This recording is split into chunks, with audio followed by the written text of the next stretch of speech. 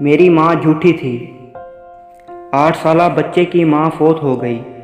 اس کے باپ نے دوسری شادی کر لی۔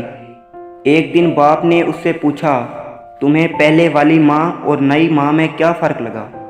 بیٹا معصومیت سے بولا، پہلے والی ماں جھوٹی تھی اور نئی والی ماں سچی۔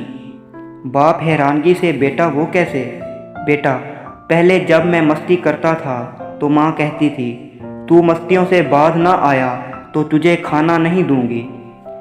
میں پھر بھی مستی کرتا تھا اور وہ مجھے پورے گاؤں سے ڈھونڈ کے لاتی تھی اور کھانا کھلاتی تھی۔